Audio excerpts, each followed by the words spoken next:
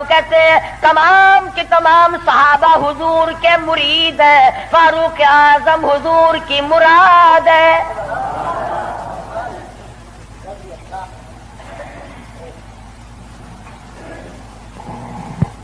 نقطوں سے شان کا پتہ چلتا ہے۔ کسی نے سید عطا اللہ شاہ صاحب بخاری سبقت رحمت اللہ علیہ سے پوچھا، دھیان کرو گے تو انشاءاللہ بات پلے پڑے گی۔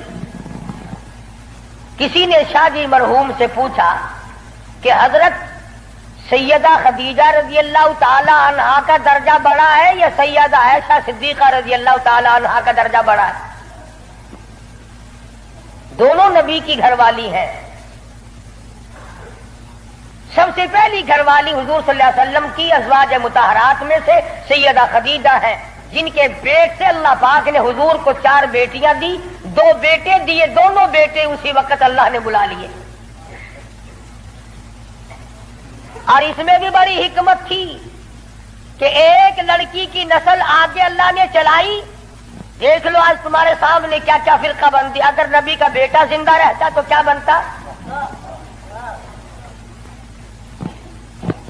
تو شاہ جی مرحوم سے کسی نے پوچھا کہ سیدہ خدیجہ کا درجہ بڑا ہے یا سیدہ عائشہ صدیقہ کا درجہ بڑا ہے؟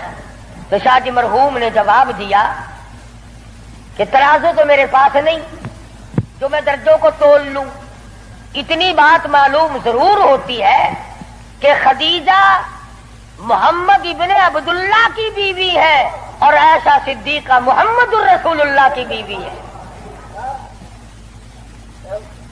یعنی فرق یہ سمجھایا کہ سیدہ خدیجہ کا جس وقت نکاح ہوا اس وقت حضور مکے میں محمد ابن عبداللہ تھے، اور جب عائشہ صدیقہ حضور کی جھولی میں آئی تو محمد الرسول اللہ تھے صلی اللہ علیہ وسلم۔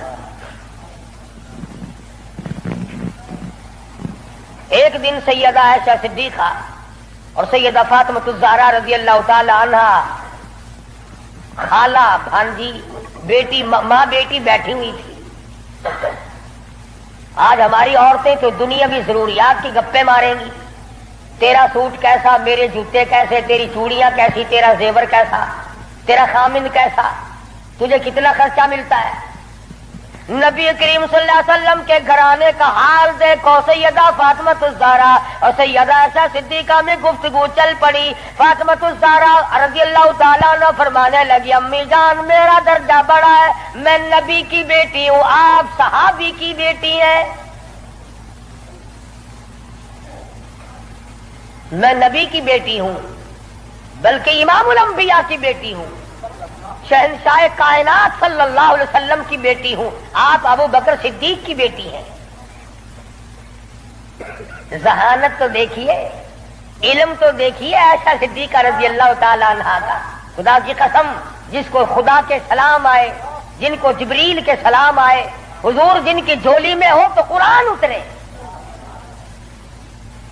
سیدہ عائشہ صدیقہ فرمانے لگی، بالکل بیٹی ٹھیک ہے، بے شک مانتی ہوں تیرا درجہ بڑا ہے، آپ شہنشاہ کائنات کی بیٹی ہیں، امام الانبیاء کی بیٹی ہیں، محمد الرسول اللہ کی بیٹی ہیں، آپ کالی کملی والے صلی اللہ علیہ وسلم کی بیٹی ہیں، میں ابو بکر صدیق صحابی کی بیٹی ہوں، بالکل ٹھیک ہے، مگر یہ رشتے ناتے دنیا کے ہیں، لختے جگر میں نے تیرے ابا سے سنا، شہنشاہ کائنات صلی اللہ علیہ وسلم سے سنا، جس عورت کا نکاح جس آدمی کے ساتھ ہوگا قیامت میں اسی کے ساتھ اٹھے گی، اسی کا پلہ پکڑ کے جنت میں جائے گی۔ تو خاتون جنت ہے فاطمہ، میں نے تیرے ابا سے سنا ہے اس بات کے مطابق جس وقت جنت کا داخلہ ہوگا تیرے ہاتھ میں علی مرتضیٰ کا ہاتھ ہوگا، میرے ہاتھ میں امام الانبیاء کا ہاتھ ہوگا۔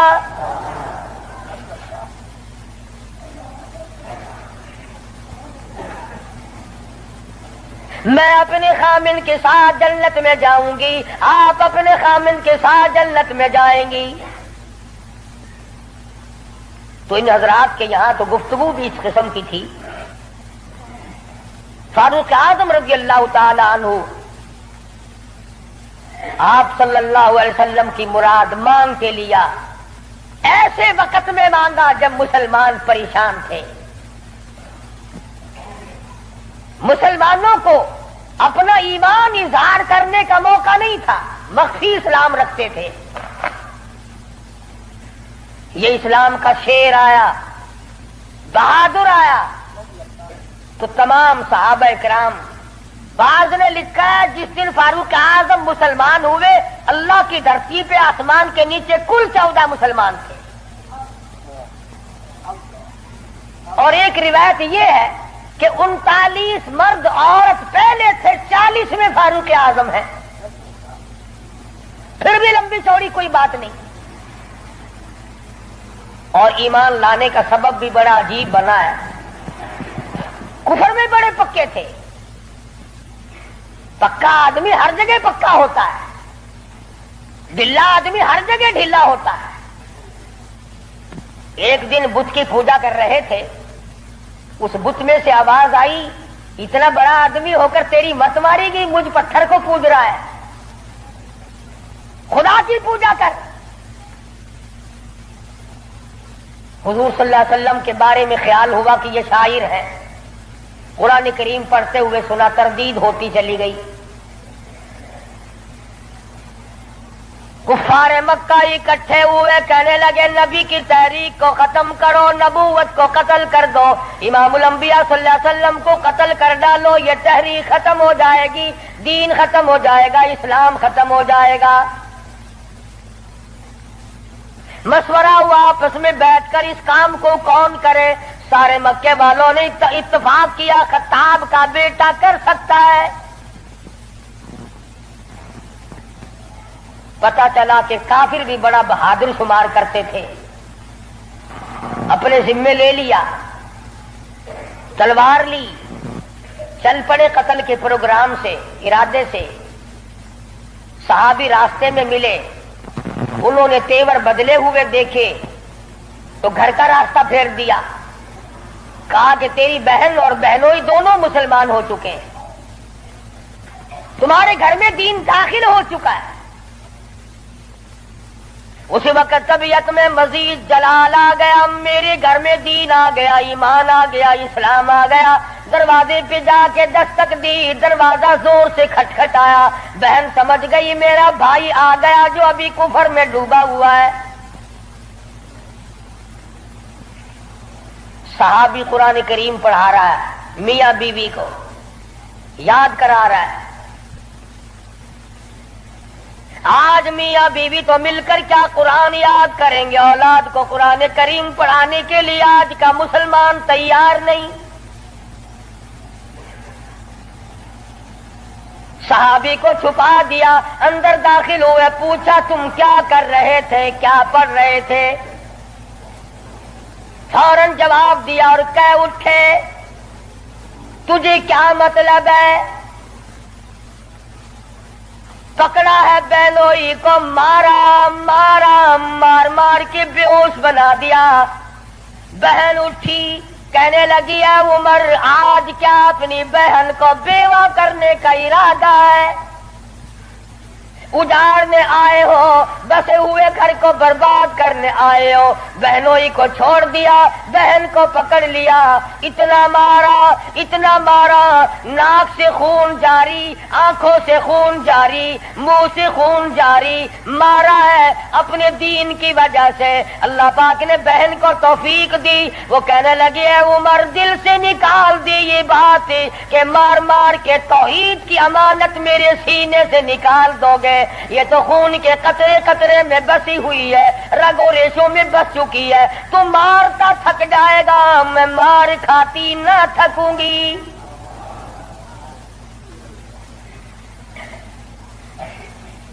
جس ماں کی چھاتی کا دودھ تو نے پی رکھا ہے، میں نے بھی اسی کا دودھ پی رکھا ہے، تیرا جتنا جی چاہے مار لے، ایمان کار کلمے کا انکار نہیں کیا جا سکتا۔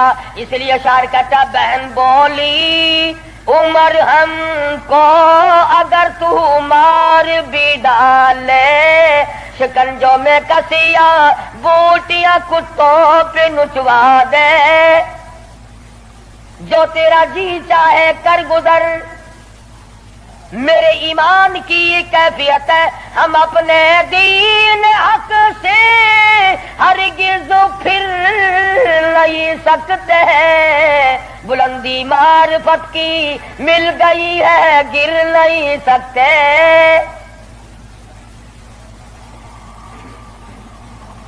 جو تیرا جی چاہے کر گزر، قیمہ بنا سکتے ہو، بالکل جان ختم کر سکتے ہو، پر ایمان کا دامن نہیں چھڑا سکتے۔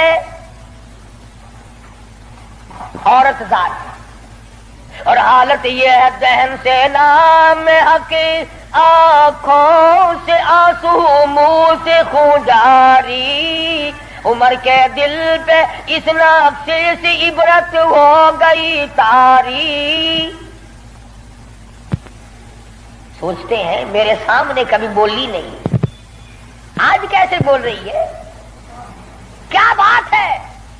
بھائی سے ڈر جانے والی بہن، روب کھانے والی بہن، کبھی میرے سامنے کلام نہیں کیا۔ کس چیز نے آج اتنی طاقت دے دی، جرأت دے دی، شجاعت دے دی، بہادری دے دی، اسپرٹ داخل کر دی، آج مجھے چیلنج کر رہی ہے، علل اعلان کہتی ہے تو مارتا جا میں مار کھاتی جاؤں گی۔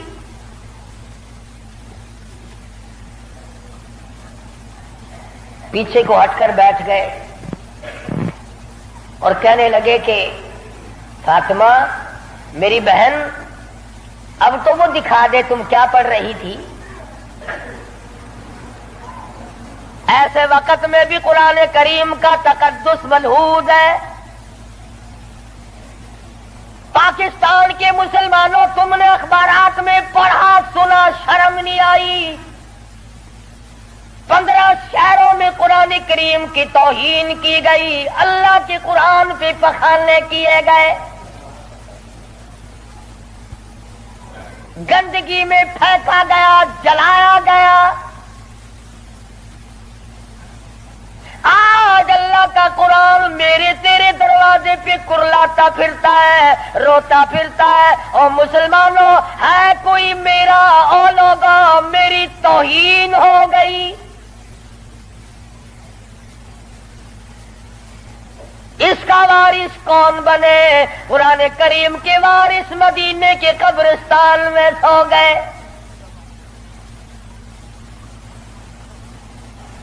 فاطمہ بنت خطاب نے اس وقت میں بھی ادب کو ملحوظ رکھا، کہنے حالانکہ بال پھٹے ہوئے ہیں، کپڑے پھٹے ہوئے ہیں، خون تھوک رہی ہے، خامد بے ہوش پڑا ہے، ایسی حالت میں بھی کہتی ہے میں تجھے دکھا تو دیتی مگر تو کافر پلیت ہے۔ قرآن کریم میرے اللہ میاں کا مقدس کلام ہے۔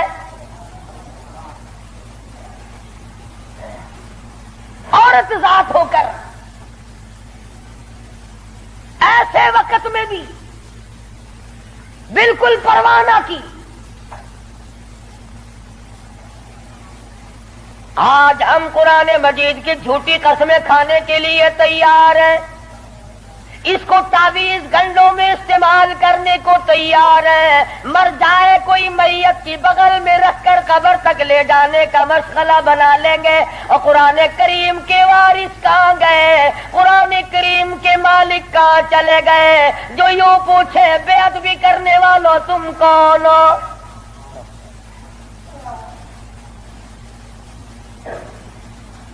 آج اگر کسی حکومت کے بارے میں کوئی بات کر دی جائے فوراً سزا آ جاتی ہے، اگر کسی کے بارے میں کچھ کہہ دیا جائے فوراً قانون حرکت میں آتا ہے، حکومت کے کارندے حرکت میں آتے ہیں۔ اور CID والوں، انٹیلیجنس والوں، کہاں گیا تمہارا محکمہ؟ اللہ کے قرآن کی بے عزتی ہو گئی۔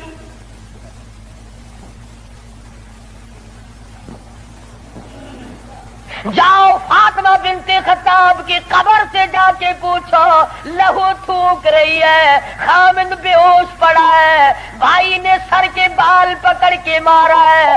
ارے اور اندازہ لگاؤ، ایک تو مارنے والا غیر ہو، رب ذوالجلال کی قسم یہ فاطمہ بنت خطاب کے جگر سے پوچھو، مارنے والا بھائی ہے، مار کھانے والی بہن ہے۔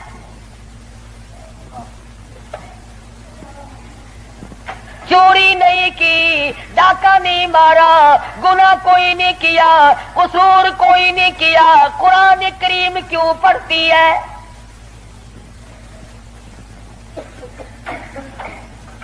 کہنے لگی میں تمہیں دکھا تو دیتی مگر تو ابھی کافر پلیت ہے، وہ میرے اللہ کا کلام پاکیزہ ہے، پاک ہے، وہ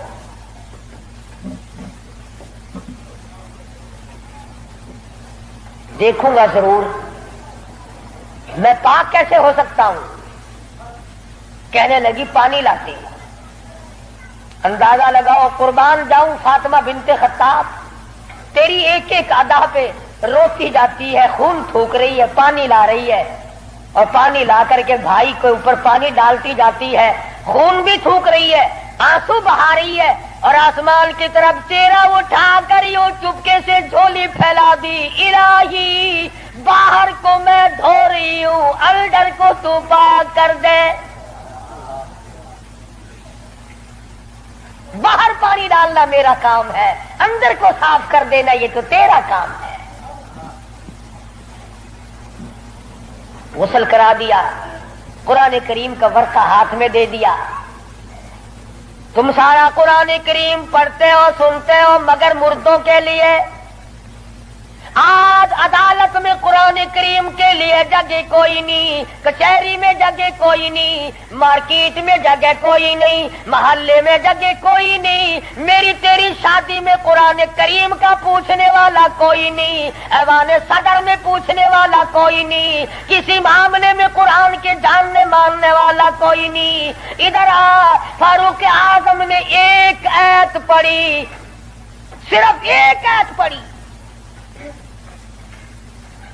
ادھر حضور صلی اللہ علیہ وسلم کی جھولی پھیلی ہوئی ہے، ادھر فاطمہ بنت خطاب کے آنسو ہیں، ایک آیت پڑھنے کے بعد فوراً پکار اٹھے اور کہنے لگے چلو ڈھونڈے غلاموں کو، چلو ڈھونڈے غلاموں کو، شہنشاہ کر دیا جس نے، زمانے بھر کے غلاموں کو آقا کر دیا جس نے۔ اے میری بہن مجھے بھی یہ دولت ملنی چاہیے جو دولت تجھے ملی۔ اور فرماتے ہیں فاطمہ میں گستاخی کے ارادے سے چلا تھا، قتل کے ارادے سے چلا تھا، اب میرے گلے میں رسی ڈال کر مجھے گلیوں میں سے گھسیٹ کے دربار رسالت میں لے کے جا۔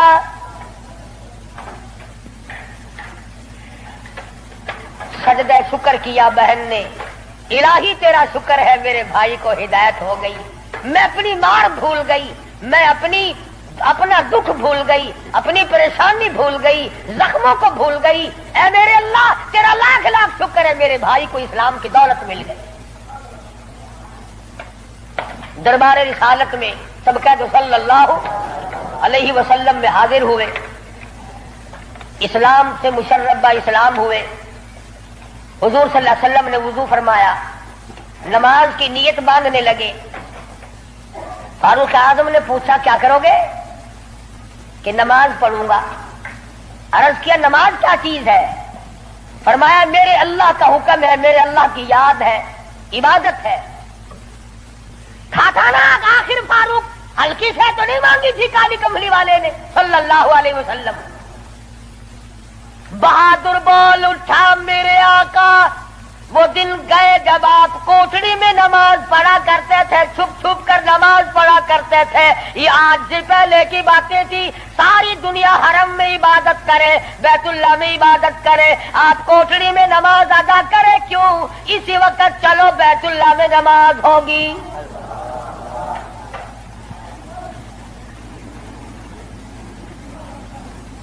ہلکی میں نے عرض کیا تھا نا کہ ہلکی سے نہیں مانگی نبی نے۔ اور ادھر وہ جو تھا نا دار الندوہ، جہاں بڑے بڑے قریش انتظار میں بیٹھے ہیں، ابھی سر کٹے گا نعوذ باللہ نبی صلی اللہ علیہ وسلم کا، ابھی لاتے ہیں۔ بیت اللہ میں تشریف لے آئے اور مکے کی طرف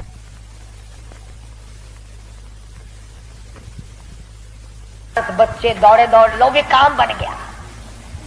जिस काम के लिए हमने भेजा था वो काम बन गया। नऊज़ बिल्लाह, नबी को शहीद कर दिया गया। सामने आए फारूक आजम, फरमाने लगे आओ, जिसने अपने बच्चे यतीम कराने हो वो मुकाबले में आ जाए, जिसने अपनी बीवी का सुहाग उजाड़ना हो सामने आओ। वो दिन गए जब तुम मेरे महबूब को तंग किया करते थे। अब उंगली का इशारा करोगे, मैं उंगली को काट के रख दूंगा। आंख का इशारा करोगे, अपने महबूब की हिमायत में तुम्हारी आंख निकाल के फेंक दूंगा।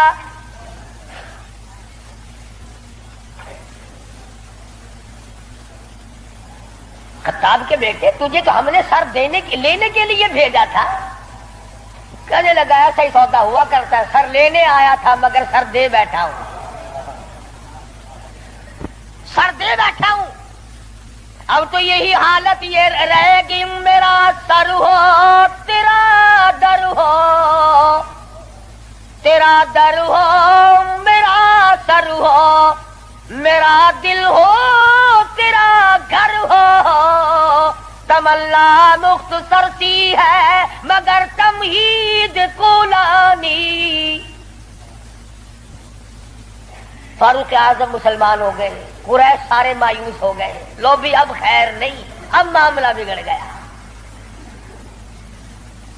परवरदिगार आलम ने वो शान बख्शी। हुजूर सल्लल्लाहु अलैहि वसल्लम फरमाते हैं, उमर जिस गली से तू निकल जाए, जिस बाजार से तू निकल जाए, उस बाजार में शैतान दाखिल होने की जुर्रत नहीं करता। और यूं फरमाया, अगर मेरे बाद नबूवत का दरवाजा खुला होता और खत्म नबूवत का ताज मेरे सर पे ना होता तो मेरे बाद तुझे नबी बनाया जाता। और फिर सैयदा हफ्सा रज़ी अल्लाह ताला अन्हा फारूक आजम की बेटी है, हुजूर सल्लल्लाहु अलैहि वसल्लम की घरवाली है। फारूक आजम हुजूर सल्लल्लाहु अलैहि वसल्लम के ससुर हैं। क्या नजारे आए होंगे जिस वक्त फारूक आजम के दरवाजे पे काली कमली वाले दुल्हा बनकर आए।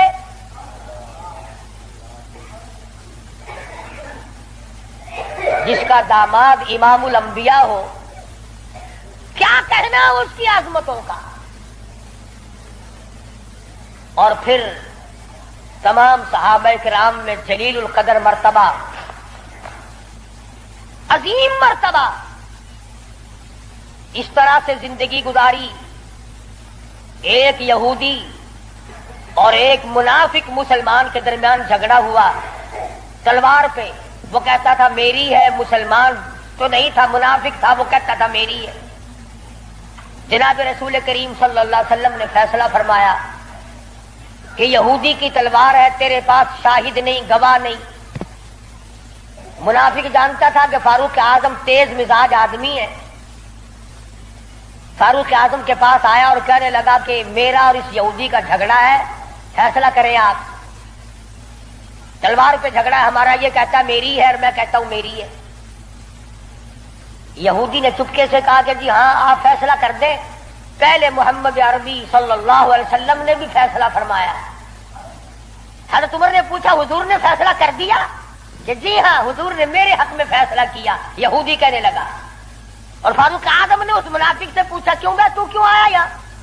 कहने लगा जी मैं तो आपसे फैसला कराऊंगा। उन्होंने तो अपने आदमी की भी पासदारी नहीं की। देखो ना ये तो यहूदी है, काफिर है, इसको तलवार दे दी कि अच्छा तू हुजूर के बाद मुझसे फैसला कराने आया है? कि जी हाँ मैं तो आपसे कराऊंगा। देखो ना आप कितने गैरत वाले आदमी हैं। कि अच्छा अच्छा माशाअल्लाह, तशरीफ रखो, अभी फैसला कर देता हूं। मुनाफिक ने समझा कोई रजिस्टर उठाने गए हैं। फारूक आजम अंदर से तलवार ले आए और तलवार लाते ही मुनाफिक की गर्दन पे मारी, उड़ा के रख दी। फरमाया जो मेरे आका का फैसला नहीं मानता, मेरे पास दोबारा फैसला कराने आएगा, उसके लिए मेरे पास ये फैसला है। उड़ा दी।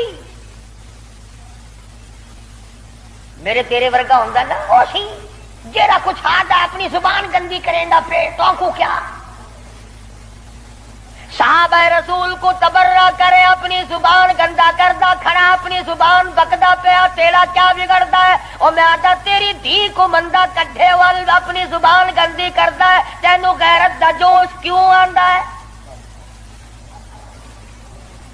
تجھے بہن کی گالی دے پھر بھی تو زبان گندی ہے، تجھے بیٹی کی گالی دے دے پھر بھی تو زبان گندی ہے، تجھے ماں کی گالی نکال دے پھر بھی زبان گندی ہے، تو قتل کر دیتا ہے، قتل ہو جاتا ہے، ہوش کھو بیٹھتا ہے غیرت کا مارا۔ اور رب ذوالجلال کی قسم، میری تمہاری کروڑوں بیٹیوں کی آبرو قربان کر دو سیدہ عائشہ صدیقہ کے جوتے مبارک پہ۔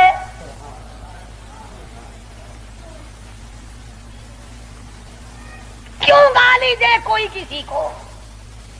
کہاں سے جرت آ گئی؟ کیوں جرت کرتا ہے کوئی کسی صحابی کو یا کسی صحابیہ کو گالی دینے کی؟ وہ مذہب کس کام کا جس میں گالیاں دی جائے؟ وہ مذہب ہے کوئی؟ وہ عبادت ہے کوئی جس میں گالی ہو، سب و ستم ہو، تبرہ ہو؟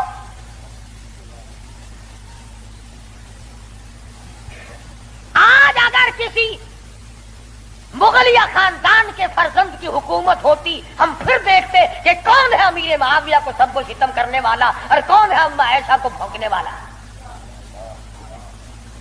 اور میرا ایمان ہے، میں یہ جوش دلانے کے لیے نہیں کہتا، میرا ایمان ہے جس کان نے صحابہ کرام کا تبرہ سنا یا اپنی اماں کی شان میں گستاخی سنی، جب تو 50,000 سال کا پیاسا ہوگا، تیری آنکھ نے پانی نہیں دیکھا ہوگا، نہ ندی نہ نالا نہ چشمہ نہ کنواں نہ سمندر نہ دریا، سوا نیزے پہ سورج ہوگا اور 50,000 سال کا ایک دن گزرے گا، اور جب تو کالی کملی والے صلی اللہ علیہ وسلم کے دربار میں حوض کوثر پہ جائے گا، میرا ایمان ہے اما ایسا تیرا دامن پکڑ کر چٹک کے پوچھیں گی، بیٹا تو ہی تھا جو میری شان میں گالیاں سنا کرتا تھا۔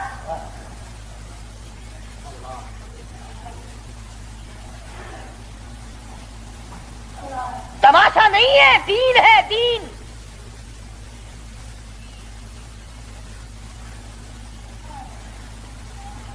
سیدنا فاروق اعظم رضی اللہ تعالی عنہ ان عظیم ہستیوں میں سے ہیں جنہوں نے اپنے دور خلافت میں اسلام کے نام پر 18,000 شہر فتح کیے، 18,000 شہر فتح کیے۔ کوئی مائی کا لال ایسا کام، قیامت تو آ سکتی ہے مگر فاروق اعظم کی طرح تو فتح تو کر کے دکھائے۔ جن لوگوں نے فاروق اعظم کی شکل دیکھ کر بیت المقدس کی چابیاں حوالے کی تھی، جب لوگوں نے فاروق اعظم کو گالیاں دینی شروع کی، اللہ پاک نے تم سے قبلہ اول چھین لیا، جاؤ تم اس قابل ہی نہیں، جس کے چہرے کی برکت سے تمہیں بیت المقدس ملا تھا اس کو بکواس کر رہے ہو، جاؤ اب بیت المقدس میں یہودیوں کو تو دے سکتا ہوں مگر گالیاں دینے والوں کو نہیں دوں گا۔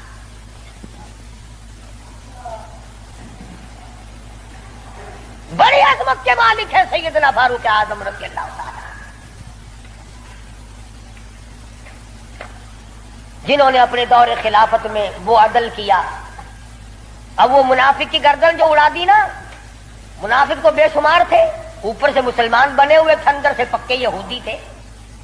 ہائے ہائے دیکھو بالکل بے گناہ اپنے دروازے پہ، ارے بھائی اکرام کرنا چاہیے تھا، کلمہ گو کو قتل مار کر دیا، ہائے ہائے ہائے۔ سارے اکٹھے ہو گئے اور دربار رسالت میں گئے، دربار رسالت میں گئے، ہائے مر گئے، ہائے مر گئے، ہائے ہائے۔ حضور صلی اللہ علیہ وسلم نے پوچھا کیا ہوا؟ ارے بس وہ تمہارا ہے نا، وہ کون؟ ارے وہ بڑا، آپ نے بڑا بنا رکھا ہے نا اسے، کون؟ اجی وہ ہے نا جس کو فاروق اعظم کہتے ہیں، عمر۔ ہاں حضور صلی اللہ علیہ وسلم نے فرمایا ہاں ہاں کیا بات ہے، بالکل بے گناہ، بے قصور، بے خطا، بڑا نیک آدمی، حاجی قاضی نمازی، تلوار ماری گردن اڑا دی مسلمان کی۔ ہاں یہی تو دکھ ہوا، مسلمان کو مار دیا، بدلہ دلواؤ جلدی کرو۔ انہوں نے سوچا چلو ہمارا تو ایک کمینہ گیا، پر بدلے میں فاروق اعظم کو قتل کریں گے۔ امام الانبیاء محبوب کبریا حضرت محمد مصطفیٰ صلی اللہ تعالی علیہ وسلم نے فاروق اعظم کو بلا بھیجا۔ بلا کے فرمایا اے فاروق یہ کیا بات کہہ رہے ہیں؟ کہتے ہیں ایک مسلمان کو آپ نے قتل کر دیا بغیر کسی وجہ کے۔ فاروق اعظم پریشان ہوئے، میں اب کیا کروں؟ ادھر سے جبریل امین قرآن لے کر آ گیا، فلا وربک۔ لوگوں وہ کتنی بڑی شان کے مالک ہوں گے جن کی ضرورتوں کے مطابق قرآن اترا۔ فلا وربک، اے میرے محبوب تیرے رب کی قسم، مجھے اپنی قدرت کاملہ کی قسم، مجھے اپنی الوہیت کی قسم، مجھے اپنے جلال کی قسم، مجھے اپنی پروردگاری کی قسم، لا یؤمنون، اس وقت تک کوئی مسلمان ہو ہی نہیں سکتا، مسلمان بن ہی نہیں سکتا، حتی یحکموک فیما شجر بینہم، اور میرے محبوب جو تیرے فیصلے کو پلٹ دے، جو تیرا فیصلہ نہ مانے وہ مسلمان کہے گا۔ میں خدا قسم کھاتا ہوں فاروق نے مسلمان نہیں مارا بلکہ یہودی منافق مارا ہے۔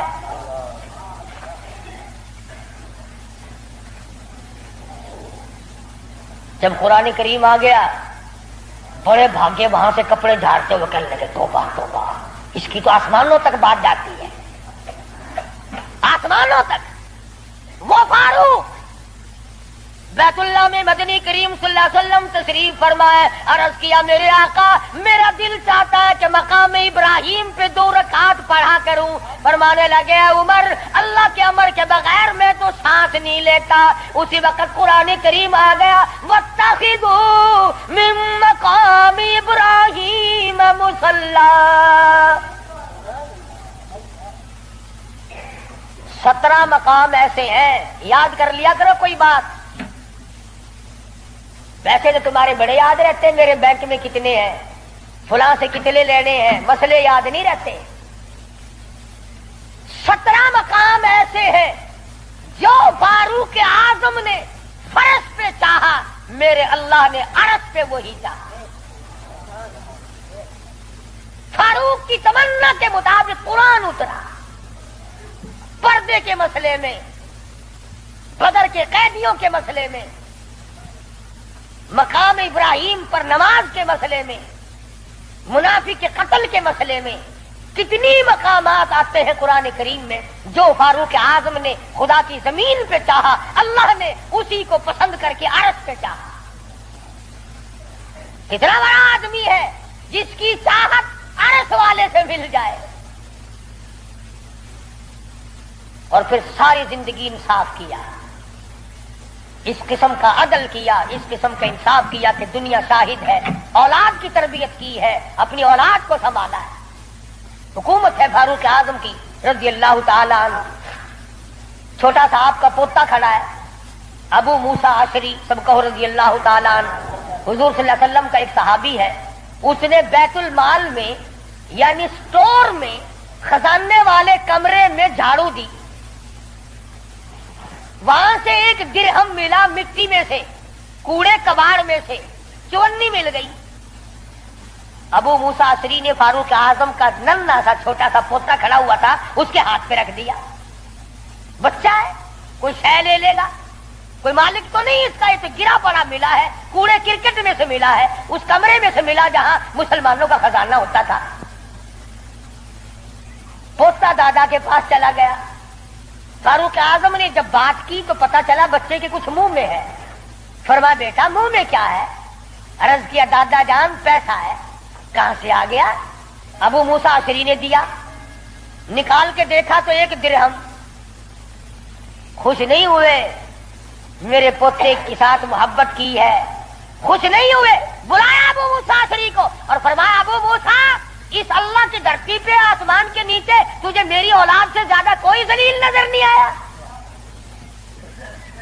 قوم کا پیسہ بغیر تقسیم ہوا پیسہ، بیت المال کا ٹکا تو نے میرے بچے کو کیوں دیا؟ مار مار کر تیرا بگاڑ دوں گا۔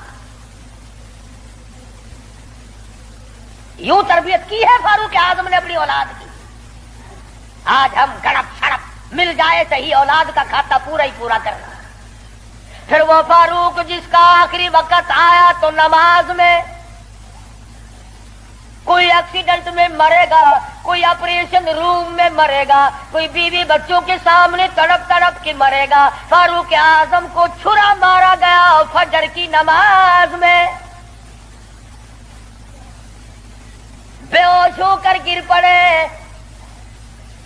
اس کے بعد اپنے لگتے جگر حضرت عبداللہ کو بلوایا رضی اللہ تعالیٰ اور فرمایا بیٹا جا سیدہ عائشہ صدیقہ کے پاس چلا جا اور جا کر میرے لیے ایک بھیک مانگ لا،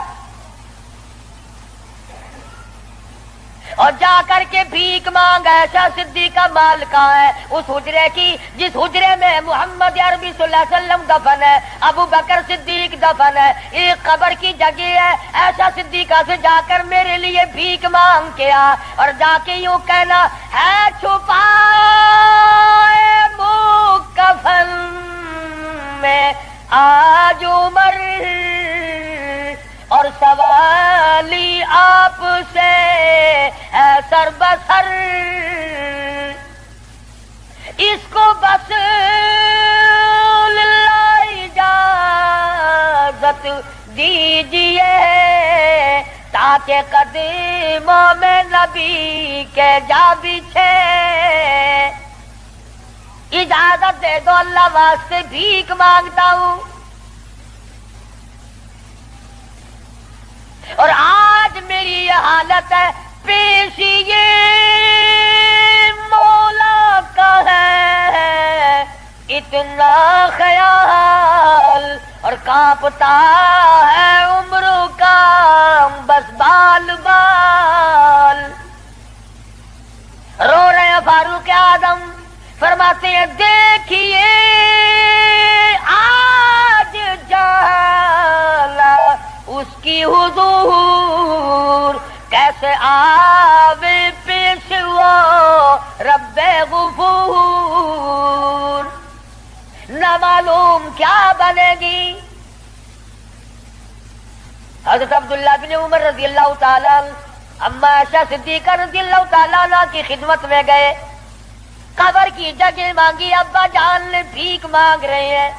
فرمانے لگی میں نے اپنے لیے رکھی تھی، مجھے اس کے بدلے میں قیامت تو آ سکتی ہے مگر ایسی جگہ نہ ملے گی. واہ عائشہ صدیقہ تم نے اچھا صدقہ کیا، تاریخ کو شرمندہ کر دیا. ارے 4 پیسے اللہ نام پہ دو گے تمہیں امید اور مل جائیں گے، کپڑا دو گے تمہیں امید اور مل جائے گا، کھانا دو گے تمہیں امید اور مل جائے گا، مکان دکان دو گے تمہیں اور مل جائیں گے. لیکن عائشہ صدیقہ جانتی ہے نہ اور نبی آئے نہ ایسا حجرہ بنے. یہ تو جنت کا ٹکڑا ہے. عائشہ صدیقہ کو پتا ہے کہ یہ وہ زمین ہے، زمین کے وہ ذرے جو حضور صلی اللہ علیہ وسلم کے جسم اقدس کو لگے ہوئے ہیں، ان کا درجہ عرش عظیم سے بلند ہے. مگر اما عائشہ فرماتی ہیں رضی اللہ تعالیٰ عنہ کہ کوئی اور ہوتا تو میں انکار کر دیتی، فاروق کو انکار کرتے شرم آتی ہے، میرے محبوب نے اللہ سے مانگ کے لیا تھا. جاؤ میرا اللہ مالک ہے میں نے دے دی. جب واپس آئے حضرت عبداللہ بن عمر، ادب دیکھو، فرمایا مجھے اٹھا کے بٹھاؤ. اما عائشہ کا جواب لیٹ کر سننا بے ادبی سمجھتا ہوں. اٹھا کے بٹھایا، بتایا کہ اجازت مل گئی. رونے لگے. انصاف کا دم بھرنے والوں، عدل کا نام لینے والوں، آؤ فاروق کا آخری انصاف دیکھو. آخری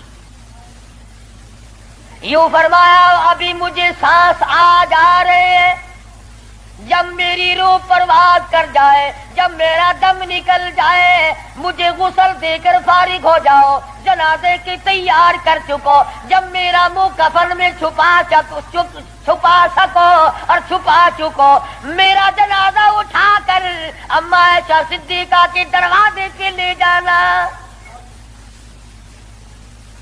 کیوں؟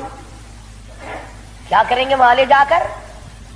فرمایا قیامت تک کے آنے والے لوگ یوں نہ کہیں زبردستی لے لی ہوگی، ورنہ ایسی جگہ کون دیا کرتا ہے۔